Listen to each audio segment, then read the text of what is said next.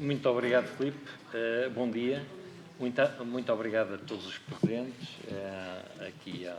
aqui aos convidados, e vamos tratar daquilo que são as novas tendências, muito ligados às novas tecnologias, mas também tendências daquilo que já existia e terá que se fazer melhor e terá que evoluir.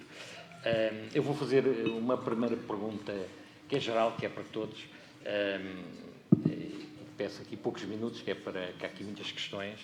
E a primeira questão é sobre que novos seguros é que poderão surgir no pós-pandémico e no pós-guerra, de que forma é que a tecnologia vai ajudar, como é que se pode trabalhar, tendo em conta a sustentabilidade e as políticas ESG, que já aqui foram abordadas, mas que nas novas propostas elas têm que estar, têm que fazer parte. E começo pelo Gonçalo Parreira, se faz favor. Muito obrigado, Vítor, e obrigado em nome da Lovis ao convite para estarmos aqui presentes. E a pergunta é ótima, e eu respondo na medida daquilo que nós temos tentado fazer e tentado perceber. Nós não criamos de raiz novos seguros pela inovação em si mesmo. A Lovis está numa fase de crescimento e já estamos uma equipa grande, mas nós procuramos satisfazer aquilo que é a procura do mercado. O que é que os clientes procuram? E, portanto, Vocês são uma insurtech. E nós somos uma insurtech. Temos inovação e temos, sobretudo, tecnologia como base de toda a nossa operação e não temos procurado a inovação do produto propriamente dito como um fim em si mesmo, porque podemos ter soluções altamente inovadoras e depois, no final, elas não se concretizam em vendas, não se concretizam em necessidades realmente satisfeitas, mas antes numa procura da inovação por si mesmo. E digamos que não sabemos se esse é um caminho que tem muito futuro. Vamos incorporando a inovação nos seguros que temos, e eu diria que talvez seja mais isso. Após o Covid, sentimos que os seguros, por exemplo, de viagem, estão a transformar-se e vão transformar-se mais. Eu diria que a saúde, que já falámos hoje, algumas soluções de vida se vão adaptando às doenças que temos hoje e que não tínhamos tanto no passado. E eu diria que essa inovação vai sendo feita pouco a pouco e não propriamente porque há uma guerra ou um Covid, um novo seguro que não existia no mercado. Os seguros normalmente não surgem, penso eu, assim de repente, de um dia para o outro, porque alguém teve uma brilhante ideia. No entanto, facilitar a vida ao cliente para que, quando precisa de uma solução de proteção, de um seguro, o possa comprar, o possa gerir e o possa utilizar em caso de sinistro, em caso de necessidade, de uma forma muito mais fácil, com recurso a ferramentas tecnológicas. Isso sim, portanto, transformar a experiência dos seguros em algo que era um pouco difícil, opaco, em algo mais fácil, mais imediato, com ferramentas que facilitem de facto a vida das pessoas no dia-a-dia, tem sido a procura, não só nossa, mas de todos os atores do mercado, as mais tradicionais e as mais inovadoras, penso eu. Mas haverá talvez mais opiniões sobre o tema. Muito bem. Pedro Rico, a sua opinião sobre... Bem, bom dia, obrigado, Vítor, pelo convite, em nome da EFREGO. Nós, enquanto corretores, enfim, nós olhamos para o processo de uma forma um bocadinho diferente. Uma coisa é a relação que temos que ter com o cliente, a necessária evolução das formas de contacto com o mesmo, a omnicanalidade, enfim, as ferramentas digitais. Acho que aquilo que o Gonçalo diz faz todo sentido. Temos novos desafios à nossa frente na forma como nos relacionamos com os nossos clientes e nós, seguradoras, nós, brokers, acho que isto é um desafio global. Coisa diferente é um bocadinho aquilo que o Vítor pergunta, que é a questão do risco. E o risco está em permanente mutação, está em permanente evolução. Nós, enquanto corretores, o nosso foco está fundamentalmente em perceber onde é que existem os gaps de mercado, onde é que existem as oportunidades de negócio e, fundamentalmente, onde é que existem as soluções para colmatar esses gaps. A pandemia não veio trazer nada de muito diferente daquilo que era uma evolução que o mercado tinha. Se alterou alguma coisa foi apenas na velocidade dessa mesma evolução. Agora, o mercado segurador é um mercado extremamente dinâmico, por vezes tem um problema, nomeadamente em Portugal, de escala, de trazer para Portugal algumas soluções que são conhecidas internacionalmente e que são distribuídas por outros mercados com maior maturidade e com maior desenvolvimento, mas sobretudo com maior escala. Mas nós temos que olhar para o risco de uma forma diferente daquilo que temos vindo a olhar até hoje Eu acho que fundamentalmente, e enfim, estão aqui as seguradoras que terão uma palavra com muito mais propriedade sobre o tema do que nós enquanto brokers, mas eu acho que cada vez mais nós devemos olhar para o seguro numa ótica de proteção de balanço, numa ótica de transferência de risco, não andarmos a perder muitas vezes tempo com meras transações financeiras de pequenos riscos, de pequenos sinistros, de pequenas franquias. Eu acho que as empresas têm que mudar um bocadinho o chip, têm que olhar para os seus balanços, proteger os seus balanços, proteger os riscos catastróficos. O preço dos seguros vai continuar a aumentar, isso é uma inevitabilidade, e, portanto, nós temos que estar todos no mesmo barco e temos que conseguir passar esta mensagem para o mercado de que, efetivamente, temos que alterar aquilo que é a filosofia do mercado. O mercado português está habituado a produtos, muitas vezes, não muito robustos sob o ponto de vista das garantias, mas o cliente preocupa-se mais em discutir o que é a franquia e preocupa-se mais em discutir o que é o prémio do que propriamente aquilo que é realmente relevante. E, portanto, eu acho que o mercado vai caminhar nesse sentido. Obviamente, a pandemia trouxe uma oportunidade de negócio sob o ponto de vista de garantir riscos pandémicos, ou seja, é um tema problemático. Ficou claro que o risco pandémico não estava garantido. Enfim, isso deu discussões, muitas delas que acabaram em tribunal em vários países. Mas o facto de não estar garantido não significa que não se possam encontrar formas de transferência de risco para o futuro. E, portanto, eu acho que passa muito por aí. Passa pela forma como nós olhamos para o risco, como nós identificamos as oportunidades e como conseguimos criar soluções alternativas de transferência de risco para os clientes. Muito bem, muito obrigado. Passo a palavra ao Inigo, da Cardiff, e pergunto-lhe que novos seguros é que podem surgir e que suporte e quais os melhores suportes digitais. Bueno, muchas gracias, Víctor. Muchas gracias al Jornal Económico por la oportunidad de estar aquí. Bueno, yo soy el tercero que va a hablar en castellano y con un poco de vergüenza porque me encantaría hablaros en portugués, pero bueno, es una obligación que tengo, ¿no? Que tengo que hacer, ¿no? Entonces, antes de nada, me gustaría hacer una pequeña introducción a Cardiff, porque Cardiff es una compañía que no es muy conocida. Cardiff pertenece al grupo bancario BNP Paribas. Y entonces, el grupo bancario tiene muchos negocios, tiene banca retail, que es la banca que utilizamos nosotros normalmente, tiene banca de consumo, que es con la marca de CTLM, banca de negocios, bueno, tiene muchos tipos de negocios de banca. Es un banco francés, global, y el negocio de seguros se llama Cardiff. Entonces, ¿qué tipo de seguros hace Cardiff? Cardiff hace seguros de protección de pagos. Está especializado en seguros de protección de pagos y lo hace a través de partners. O sea, tenemos programas para partners que están en la industria bancaria, en automoción, en lo que es retail, utility, telco, etc. Entonces, hacemos programas de protección para los clientes de esos partners. Entonces, no somos meramente proveedores de productos, no hacemos productos y ya, y le lanzamos el producto, sino que pensamos cómo ese programa de protección se debe distribuir para los clientes de cada partner. Entonces, somos más parecidos a consultores, ¿no? Y luego, el Cardiff en el que yo estoy trabajando es Cardiff Iberia, es Portugal y España. Y por eso estoy aquí hoy para hablaros de los productos. La primera pregunta de pues, qué productos tenemos ahora en los que estamos invirtiendo. Y son básicamente tres líneas. Una línea está relacionada con todo lo que es el ciberseguro, porque hay mucho riesgo ciber que nos está afectando a todos y es algo que hemos visto que no está bien cubierto, ¿no? El mercado no es consciente y no hay un producto que se entienda. Entonces hay una oportunidad muy importante para crecer en ciberseguro. La segunda línea sería más en todo lo relacionado con la movilidad. Nosotros tenemos un negocio muy importante con todo lo que es la automoción y vemos que el ecosistema de movilidad está evolucionando muy rápidamente. Hay nuevos actores, hay nuevos modelos de movilidad y esto va muy rápido. Entonces, estamos entendiendo cuál es nuestro hueco, cómo tenemos que evolucionar para seguir protegiendo a las personas en esa movilidad, ¿no? En esa movilidad de futuro. Y en la tercera línea está relacionada en lo que es el desempleo. ¿Por qué? Porque bueno, lo contestaré más tarde por qué es tan importante el desempleo ahora, pero lo que sí que les quiero decir es que hay un desarrollo muy importante en Cardiff, BNP Paribas Cardiff, a nivel global, en desarrollar programas de desempleo, porque vemos que es algo que todavía no está bien evolucionado y donde creemos que tenemos una expertise muy grande, ¿no? Para cubrir muchos tipos de situaciones, para ser generosos con los clientes y también para dar programas de seguros que se puedan usar desde la contratación.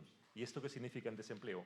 Que podamos ayudar a los clientes a mejorar su empleabilidad para que sean más resistentes ante todo lo que estamos experimentando, que hay una evolución muy rápida de las condiciones laborales, hay nuevas profesiones, hay automatización, inteligencia artificial, hay muchas cosas que están pasando y que ponen en riesgo nuestra empleabilidad.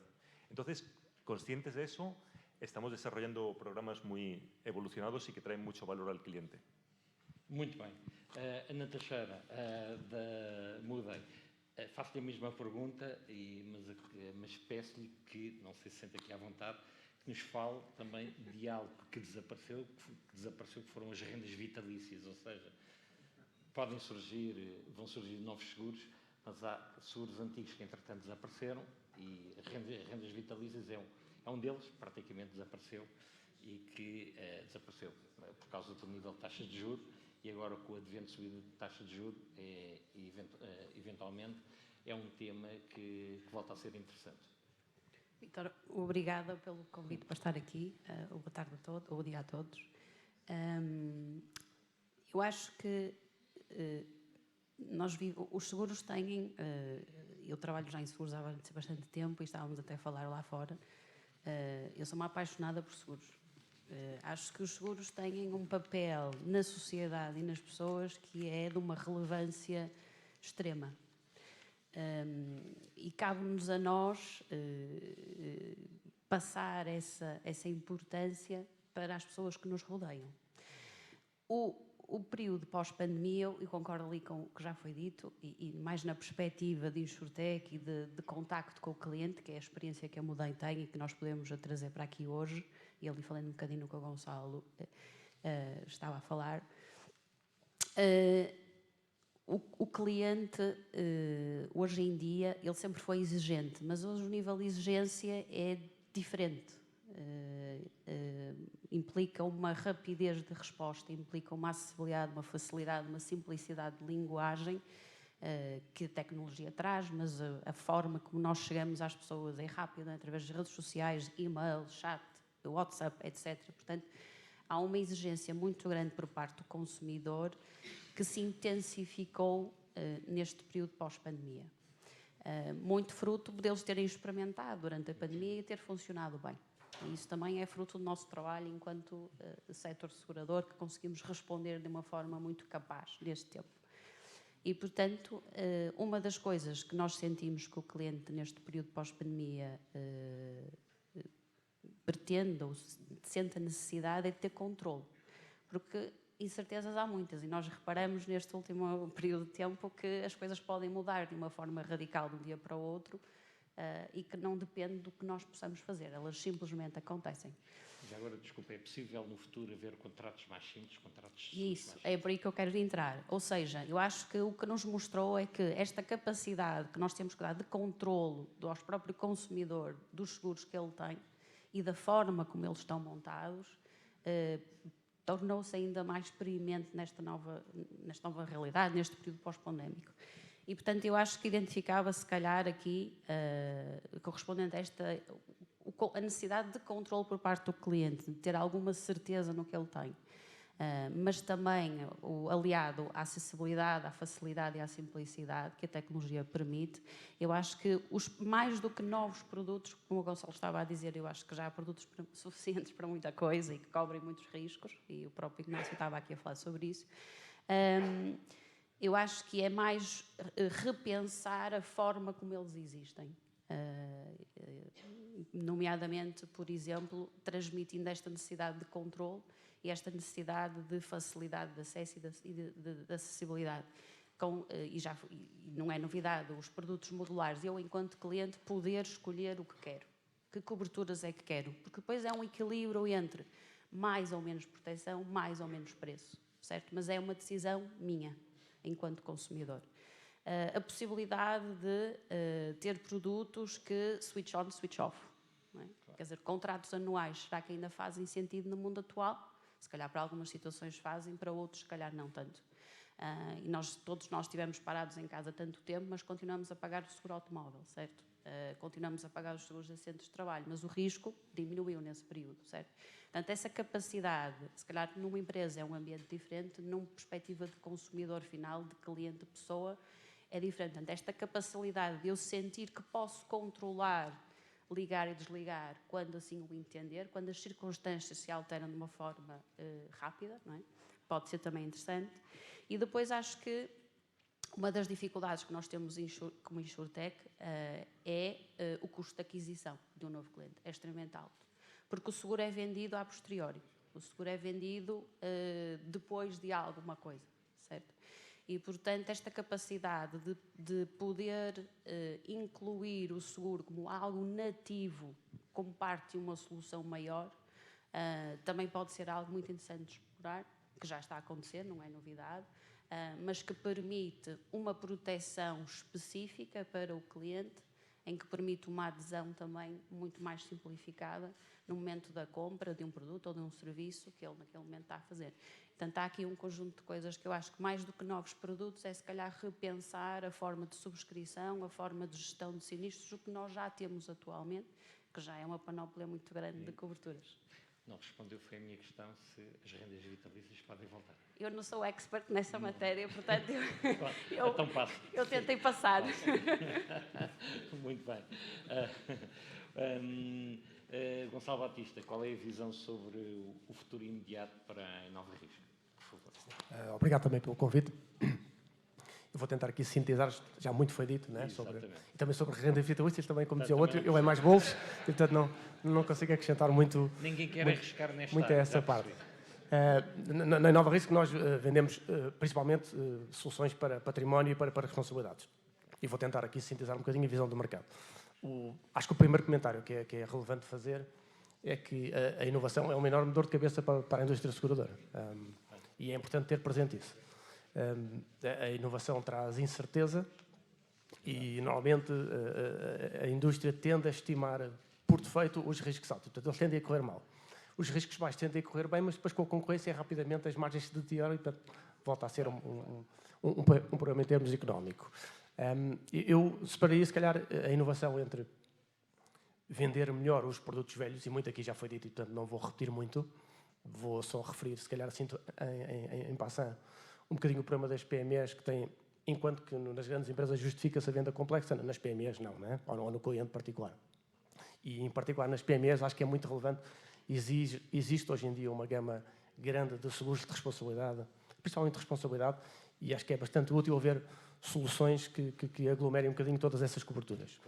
Por um lado, remove algumas duplicações de cobertura, que existem sempre algumas superposições entre a responsabilidade profissional, a exploração, mesmo entre as responsabilidades e o cyber, existe muita superposição de cobertura e, portanto, eliminando essas duplicações, conseguimos, por um lado, reduzir o preço, por outro lado, um processo de comunicação mais fácil de entender para uma PME, em que o processo de discussão de todos esses produtos não existe, não é? E, portanto, nós vendemos um seguro e não vendemos o outro, e o cliente, 2 anos mais tarde, descobre que o sinistro que teve estava coberto, era no que não comprou e não no que comprou. E, portanto, esses produtos modulares, que a Ana falou aqui um pouco, acho que são uma boa parte para a resposta nesse segmento concreto das PMEs. No resto, acho que o essencial foi dito. Em relação a novos produtos, e como há este grau de incerteza que eu falava, eles exigem um tempo de maturação relativamente elevado, o mercado vai-se ajustando aos resultados e vai um bocadinho percebendo, tanto do ponto de vista de preço como do ponto de vista de cobertura, o que é que se pode fazer, porque ao início é só incerteza, e acho que nestes últimos anos o mercado esforçou-se bastante até por apresentar soluções que vão de encontro aos novos desafios, seja da globalização, por exemplo, algumas soluções de perdas de lucros contingenciais ou através das soluções da supply chain. No fundo, o que fazem é garantir os prejuízos de uma empresa se houver uma falha montante dos seus fornecedores. Não é? Temos, por exemplo, os seguros para fusões e aquisições que apareceram e que são facilitadores extraordinários dos processos de compra de uma empresa, porque reduzem muito da incerteza tanto para o comprador como para o vendedor.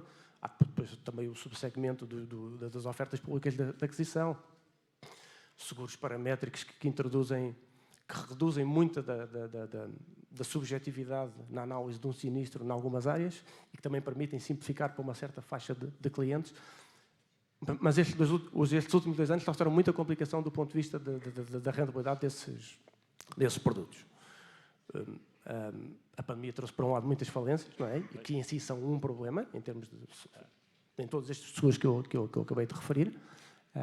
Houve também, depois agora a guerra na Ucrânia, como se sabe, não é? E nós tivemos no início com a pandemia um problema grave de abastecimento de estoques, não é? Muitas fábricas paradas e portanto, imensas atividades a sofrerem de faltas de materiais.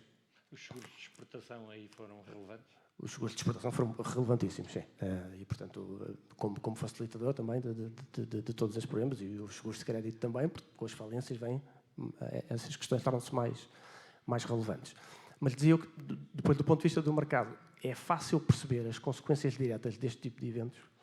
O problema é que elas trazem muitas consequências indiretas e esses sim são difíceis. Eu, se calhar, vou dar um exemplo para se perceber melhor o tipo de raciocínio que estou a falar. Em relação à Covid, pronto, o debate foi imenso. As seguradoras, por omissão, não tinham previsto um evento desta dimensão, né? E depois houve uma discussão imensa em tribunais se estava coberto ou não, e a doutrina dividia-se, e, portanto, se os contratos tinham exclusões ou não robustas para esse evento.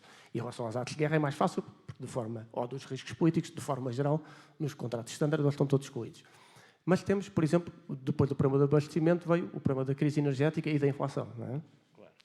E começamos, e que por si também traz algumas consequências indiretas que podem degenerar em sinistros de vara ordem. E em cima disso, agora com os problemas de inflação, começam a aparecer, por exemplo, tensões laborais entre entidades empregadoras e empregados por reclamações, por coisas como, por exemplo, que os aumentos salariais não acompanham os níveis de inflação, né? Já começamos a sentir alguns focos de tensão. Isso pode causar greves em portos, greves em armazéns, greves em empresas que são chaves nos fornecimentos e, portanto, isto sim são eventos que estão garantidos, né, de forma geral. Portanto, as greves, perturbações de ordem pública, etc., de forma geral, são um evento que se pode segurar. E, portanto, o mercado precisa de digerir tudo isto para conseguir vender estes seguros com mais força, que são bastante relevantes. Falou-se também do seguro de cyber, não vou repetir muito mais, mas pronto, a velocidade do aumento de ano para ano da criminalidade cibernética tem vindo sempre a ser mais forte do que as previsões que as seguradoras conseguem fazer, e portanto é um bocadinho o jogo do gato e do rato, de ver que coberturas é que se podem dar, qual é o nível de preços ótimo, e eu acho que nestes anos pós-pandemia vamos ver mais a uma maturação destes produtos do que propriamente a ver aparecer produtos completamente novos. E depois o que se falou aqui muito, mas isso é uma vertente mais tecnológica de sermos mais competentes a vender os produtos que já temos.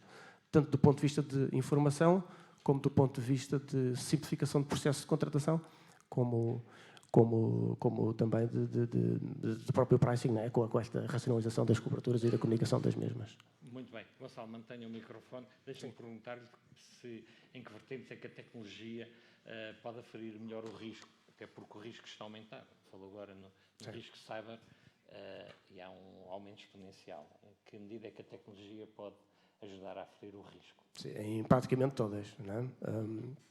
Temos, aqui na parte que me toca mais de seguros de património, por exemplo, temos hoje em dia uma proliferação de satélites, de possibilidade de aceder a imagens instantâneas através da utilização de drones, não é? Portanto, são tudo situações que estão ainda num regime um pouco experimental, já mais avançado nos países do que noutros, mas que vão facilitar extraordinariamente a decisão de quem tem que olhar para um risco e dizer eu quero segurar isso ou não, é? Imaginem que eu quero segurar uma fábrica no interior e estou preocupado se a fábrica está exposta ou não ao incêndio florestal. Isto antigamente obrigava a uma análise de risco e esperava uma análise. Hoje em dia, com uma fotografia aérea, nós respondemos a essa pergunta em poucos segundos. E, portanto, a tecnologia é, sem dúvida nenhuma, um facilitador enorme. Depois temos várias soluções de várias aplicações de entidades especialistas, e aqui já é importante porque aparecem muitas insurtechs que são não apenas empresas com uma vocação informática, mas também com uma vocação em alguns nichos de mercado e apresentam soluções especializadas para aqueles nichos, né? Sejam em situações climatéricas, sejam em mapeamento de solos, de qualidade das águas. E, portanto, tudo isso são ferramentas extraordinárias para nós subscrevermos melhor, tanto de um ponto de vista macro, como depois da análise de caso a caso, nos casos mais complexos. E depois temos a tecnologia toda também da parte da venda, em que aqui depois os senhores do mundo do retalho saberão melhor do que eu, mas que facilitam imenso que haja principalmente um processo de compra mais informado do ponto de vista do consumidor. E essa é sempre uma alavanca para o crescimento do mercado, e portanto é importantíssima. Muito obrigado. Ana, deixe-me perguntar-lhe se o desenvolvimento de soluções de omnicanalidade com serviços self-service para produtos populares se são uma solução e em que medida é que a digitalização aí está a ajudar. Eu acho que esta questão vem muito ao encontro do que eu estava a referir do controle por parte do consumidor, não é? Portanto, o self-service, eu acho que mais do que uma solução é uma necessidade ou até já uma realidade. E, portanto, a omnicanalidade em termos de criar uma experiência homogénea, uniforme, qualquer que seja o canal que o cliente contacta connosco, quer dizer, é uma necessidade atual, já não faz sentido, quando eu contacto uma empresa por telefone, ter uma equipa e uma experiência, um objetivo completamente diferente de quando contacto por um chat ou por um website, não é? Portanto, quer dizer, a omnicanalidade é algo que já é atual, o cliente já espera isso quando interage com a empresa, independentemente de ser um canal offline ou online, ter uma experiência uniforme que esteja alinhada com a sua própria expectativa, não é? Ter um tratamento igual, independentemente de com quem é que sabe. Trabalhar com chatbots. Certo.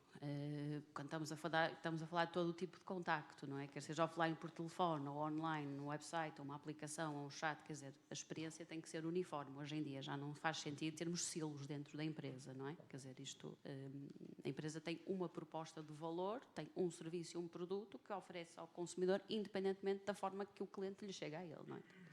Acho que existe aqui isso. E depois os serviços self-service para produtos populares, quer dizer, vai muito ao encontro da experiência e daquele controle que eu estava a falar por parte do consumidor, não é? Para aqueles produtos que são mais comuns, mais em massa, faz muito sentido esta perspectiva de self-service. Eu escolher o que quero, não é? As coberturas que eu quero no equilíbrio entre preço e cobertura, podê-lo fazer através de uma subscrição extremamente simples, não é? Seja por qualquer dispositivo, de qualquer forma, até em lojas físicas, e poder também,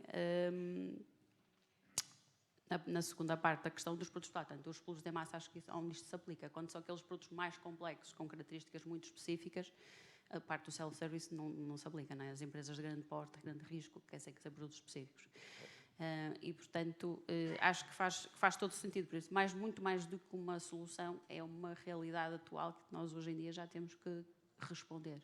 Claro. Por assim são. E já agora pergunto aproveito para lhe perguntar se a automação de processos também se pode aplicar à regularização de sinistros.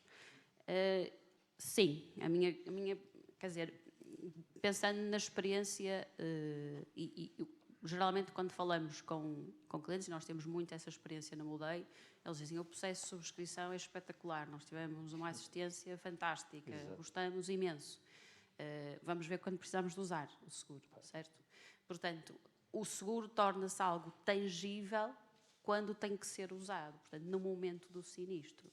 E, portanto, essa a gestão que as seguradoras, que é que geralmente quem fica, embora alguma insurtech também se tenham especializado nessa parte da gestão de sinistros, nomeadamente a Logos, essa experiência que o utilizador tem quando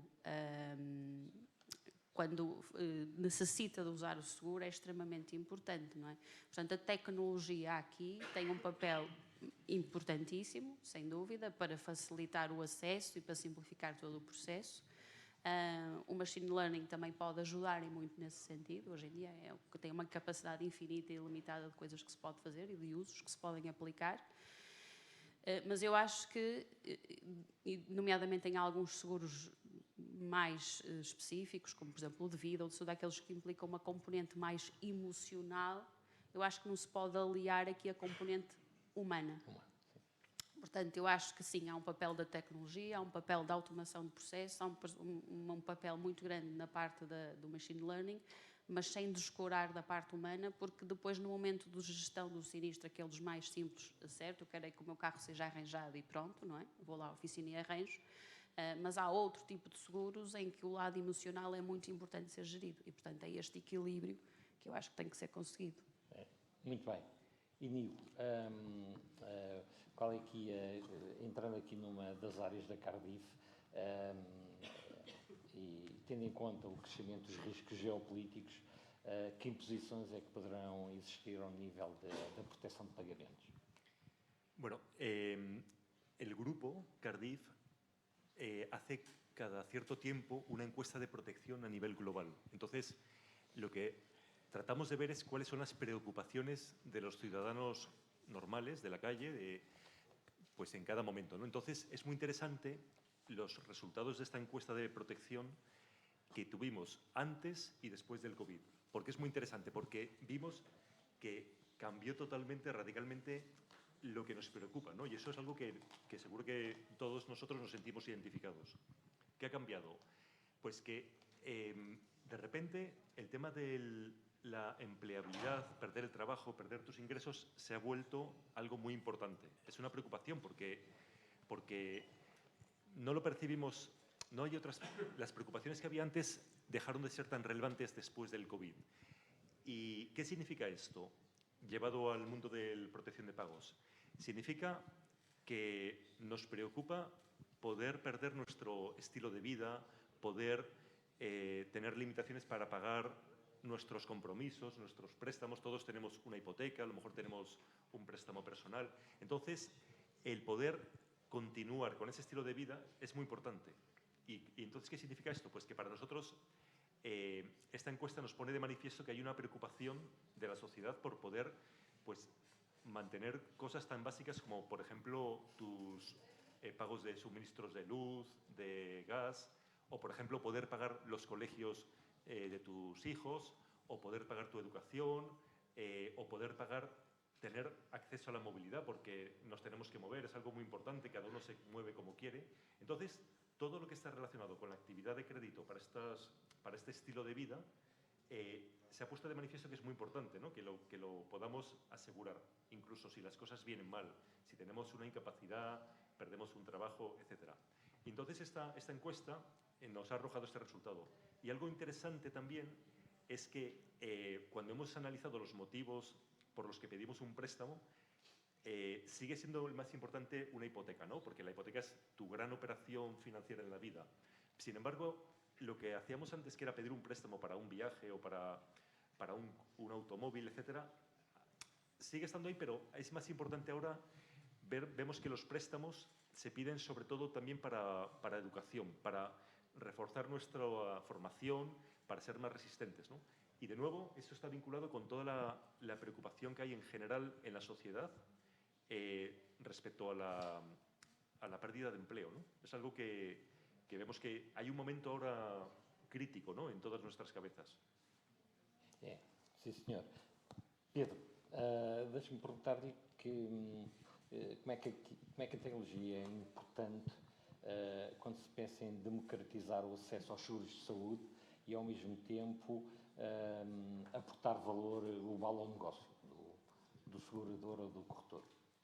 A tecnologia, como já foi dito aqui, enfim, por um lado, ajuda cada vez mais a automatizar processos, a ganhar eficiências, permite fazer uma coisa que é difícil fazer sob o ponto de vista humano, que é gerir quantidades de dados que de outra forma seriam impossíveis de ser tratados.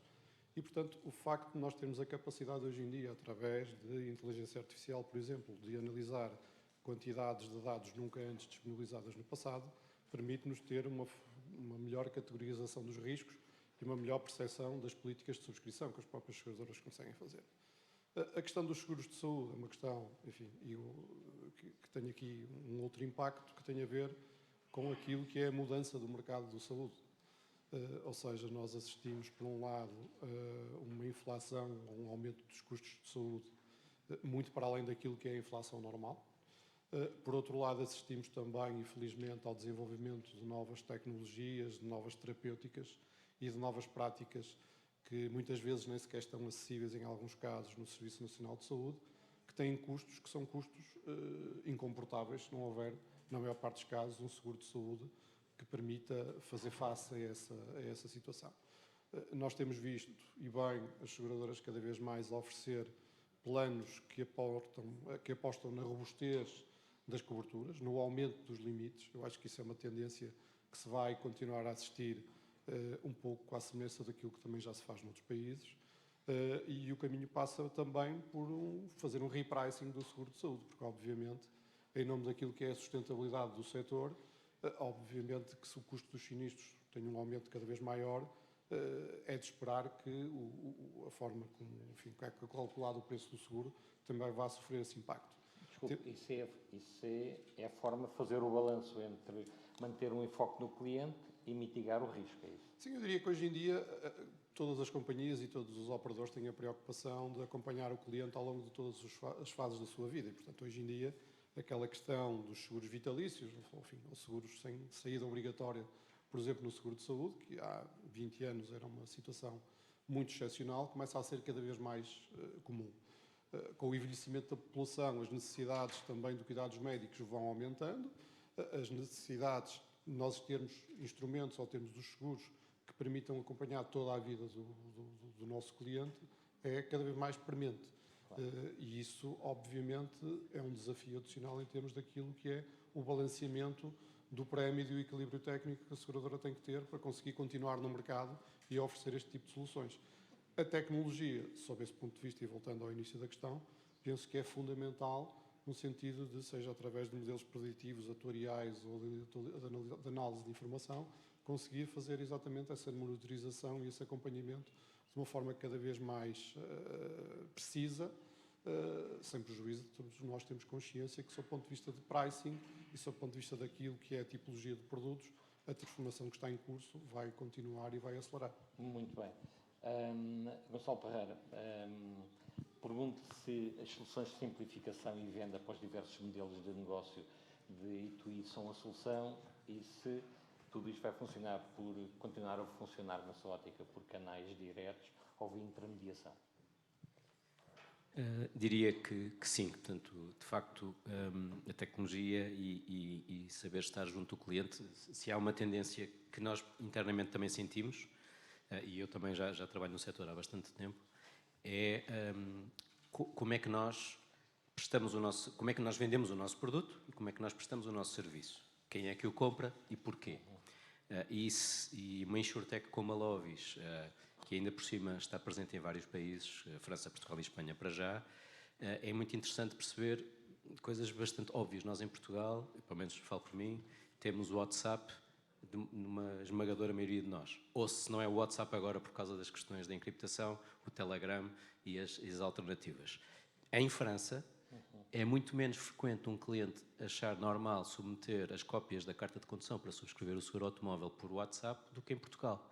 E nós achávamos que ia resultar da mesma maneira. Não resultou. Mas é tecnologia nos dois sítios e é um foco no cliente. E o que é que nos leva a este foco no cliente a fazer? Ok, Portugal, França e Espanha são diferentes. Por exemplo, nisso, a tecnologia é fácil de implementar, mas temos que corrigir, adaptar e focar menos o WhatsApp em França do que em Portugal, por exemplo. Portanto, a nossa tendência, ou a tendência que eu sinto e que vejo, não só connosco, mas muito connosco, é continuamos sempre a ter que perceber, e não temos uma rede de agentes, não temos uma rede comercial presente à porta de cada cliente, e com uma carteira de clientes para quem ligar a perguntar precisas de um seguro e de qual, precisamos de perceber como nos colocar pertinho do momento de compra, ou pertinho da necessidade de proteção. Se eu vou a uma loja comprar uma bicicleta, devo ou não proteger essa bicicleta? Se eu compro um carro novo, devo ou não comprar? Se a minha filha vai sair com amigos, eu devo ou não ter um seguro que a proteja em alguns acidentes, etc. Portanto, essa busca de, até para ser mais eficiente e custar menos dinheiro, de estar no momento certo, em que a necessidade pode surgir, é uma tendência para nós muito importante. Descobrir isso e testar e aprender permanentemente. Aí as insurtechs e as startups têm geralmente rapidez em fazê-lo. Errar até se for preciso e depois fazer. Depois outra questão muito importante é, ok, se soubermos estar perto dessa decisão, desse momento, que ferramentas é que nós temos, a tecnologia ajuda, para ser fácil contratar. E depois, contratar o quê? Eu recordo-me bem dos seguros, também de saúde, mas outros, em que não tínhamos muita ideia do que é que o seguro cobria, porque achávamos que cobria tudo. Comprávamos um seguro de saúde e quando um dia precisássemos de ir ao hospital tratar qualquer coisa, eventualmente lá vinha a tal exclusão. E como clientes, geralmente menos bem informados, descobrimos nesse momento que nem tudo estava coberto. Mas o cliente é exigente hoje, como a Ana dizia, e também não quer pagar por coisas que não precisa. Da lógica de termos um seguro cobre também aparentemente tudo e de repente só precisamos de 1/10 daquilo que está a ser coberto e, portanto, eventualmente o preço poderia ser menor, é um tema. Nem todos estamos dispostos a comprar um carro barato, um carro caro, mas a querer pagar barato, ou isso é o ideal. Portanto, isto para dizer que a contratação mais simplificada, mais modular, mas mais bem explicada também, entre o que se cobre e o que não se cobre, às vezes basta perguntar. A técnica de perguntar o que quer que seja a alguém, para mim é uma tendência nos seguros, como noutras coisas. Quer cobrir um instrumento musical que tem em casa, sim ou não? Se eu não tenho um instrumento musical, eu ponho não. Se eu tenho, eu ponho sim. Se um seguro cobrir aparentemente tudo e ninguém me perguntar, e eu tenho um instrumento musical e vou achar que está coberto. E de repente pode não estar, porque o valor excede um determinado sublimite. É complexo. Os seguros não vão poder ser algo demasiado simples, porque senão teriam que ser demasiado caros para cobrir toda a incerteza que está. Porque é um contrato, no fundo, não é? Não nos podemos esquecer isto. Um seguro é um contrato entre o cliente e um determinado risco e proteção desse risco. Nós focamos muito em pessoas, há aqui alguns dos meus colegas de painel que são mais vocacionados para empresas, portanto há tendências muito distintas, mas a contratação bem explicada, o cliente bem informado, com processos modulares e suportados por tecnologia, são para mim de facto aquilo que está a ser diferente e a identificação das necessidades à medida que elas vão surgindo, porque nós vamos mudando muito em diversos temas, a energia, a mobilidade, etc. Obriga-me a fazer-lhe aqui uma pergunta para a qual quero uma resposta rápida. A Lobbies, como Insurtech e que trabalha o futuro digital, vai conseguir fazê-lo simplificando os contratos ou não? Sim, e a pergunta é rápida. Nós já simplificamos muito e começamos aí. Digitalizar nos seguros não é transportar para uma página web ou para um formulário digital formulários antigos com muitas questões. É que questões são relevantes para a identificação do risco e as que não são, retirá-las. E nós temos feito esse percurso. Um exemplo concreto, o seguro de multirriscos de habitação, que hoje todos conhecemos. Fomos fazendo algum trabalho e identificámos que havia 25, 30, 40 perguntas no processo total de contratação de um seguro. Às vezes repetidas. A morada numa cotação e depois de novo na contratação. Ou, sei lá, se eu moro na zona da Expo, porquê perguntar se a minha casa ainda tem telhados de colmo? Passo o exagero.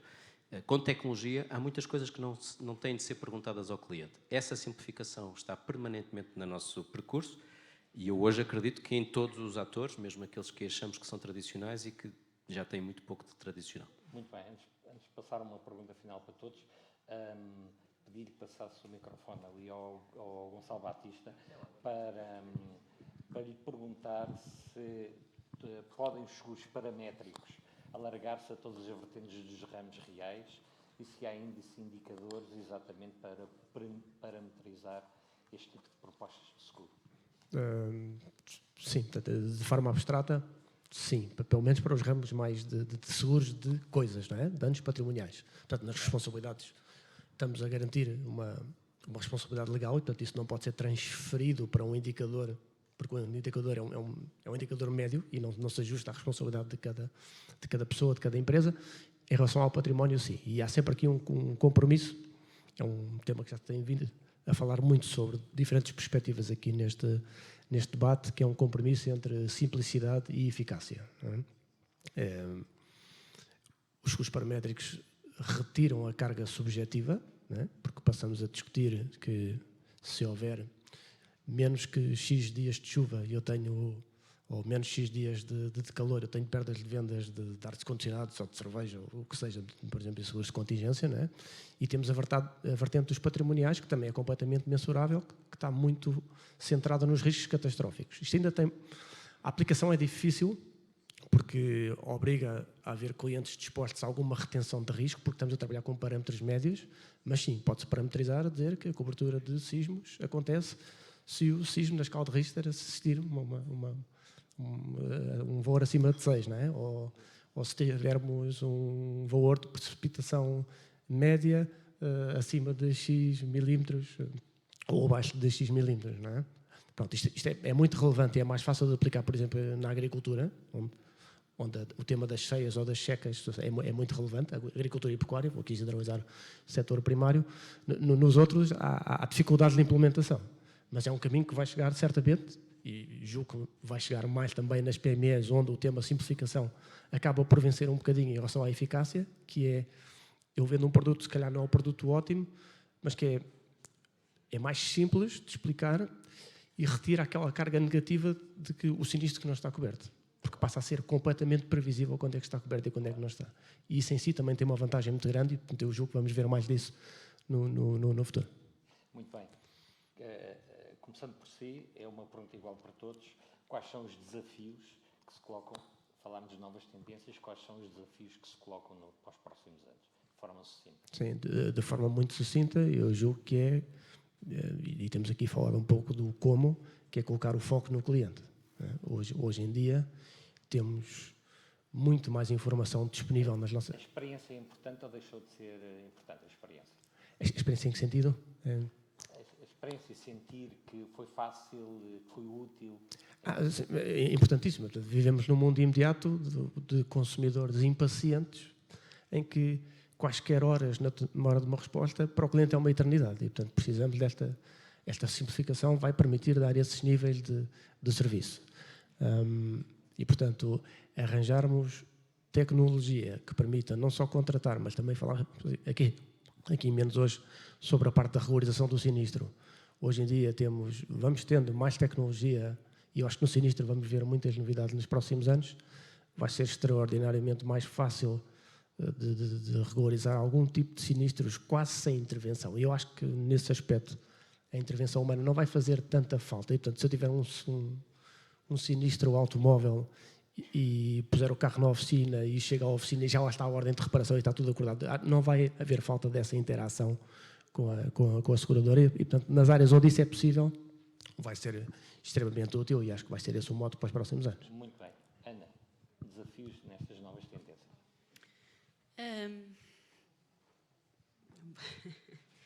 Eu acho que o desafio passa por, e se calhar voltando um bocadinho ao início, que eu acho que os seguros têm uma importância vital, certo? E o facto das pessoas terem ainda alguma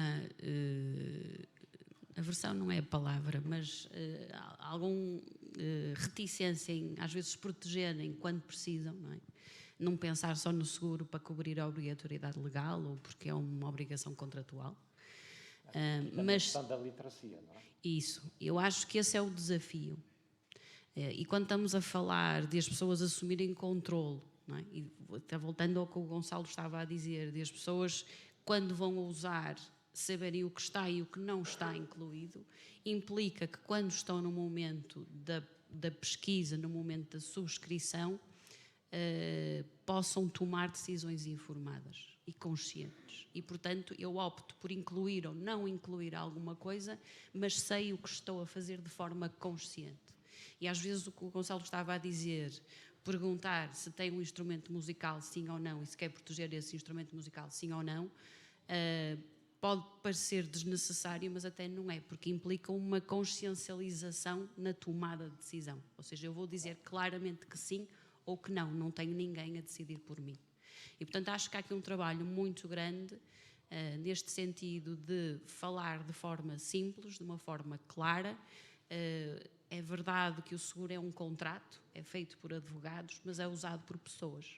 E, portanto, nós temos que falar no português que é falado, certo? Explicar as coisas no português que as pessoas usam. E, portanto, às vezes o falar simples é o mais complicado.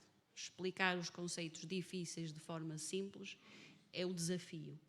E, portanto, trabalhar muito na literacia de seguros das pessoas para que elas percebam a sua importância e possam, de forma consciente, optar ou não optar. Porque hoje em dia não têm por desconhecimento, no meu entender, certo? E não porque não necessitam.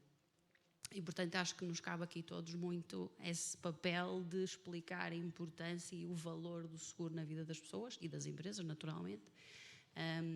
E depois fazer as perguntas certas. Aquela questão de dizer sim com um sítio que usem os meus dados, quer dizer, temos que explicar o que é que isso implica às pessoas, não é?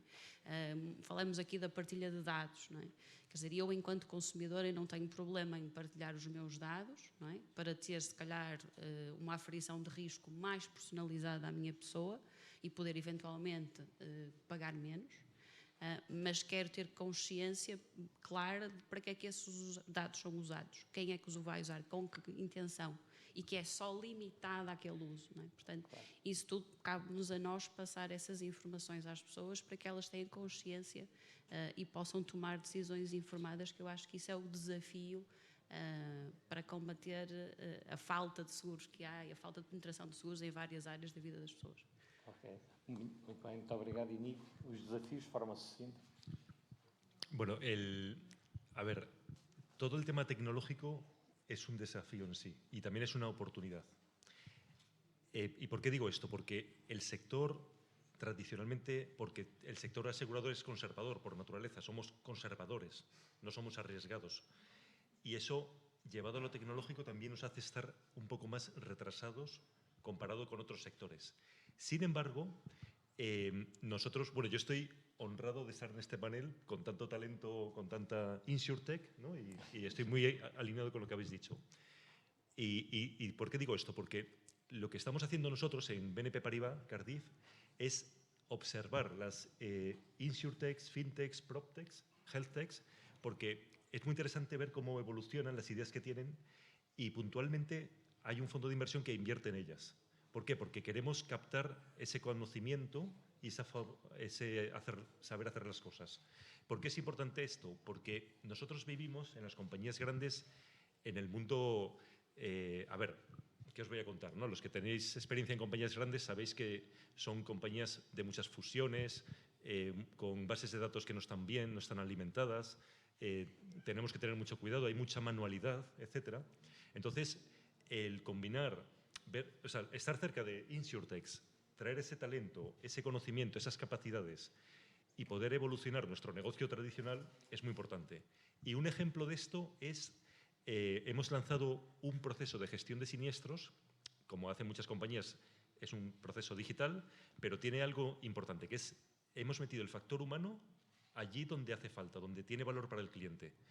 ¿Y por qué digo esto? Porque el factor humano sigue siendo fundamental. No podemos automatizar, digitalizar y quitar a las personas. Lo que pasa es que las personas tienen que estar acompañando al cliente donde añade valor. Y cuando tienes un siniestro que te pasa una vez en la vida, pues lógicamente no sabes cómo funcionan las cosas, no sabes qué documentación tienes que enviar, es algo nuevo.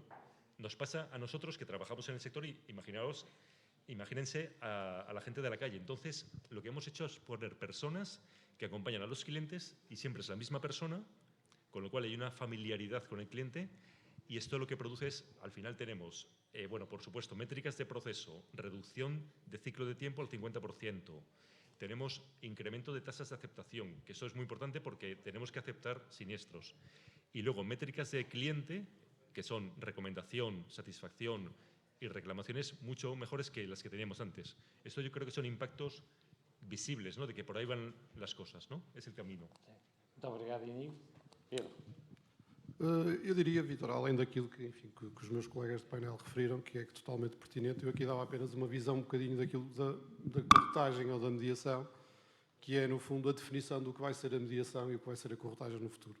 Tem que haver uma clara segmentação do mercado, tem que haver claramente uma perspectiva de quais são os mercados em que cada um de nós se posiciona. E eu sou totalmente defensor do digital e de um processo de transformação digital que, tal como o Gonçalo disse, não passa por verter para o digital aquilo que se faz no físico, mas claramente acho que o fator humano vai continuar a ser relevante. Acho que nós podemos comoditizar uma parte do mercado, mas não o podemos comoditizar todo, e a relevância na mediação está exatamente em conseguir perpetuar o valor do aconselhamento, o valor daquilo que é um papel de consultoria naquilo que são, e nesta parte aqui, mais os riscos empresariais.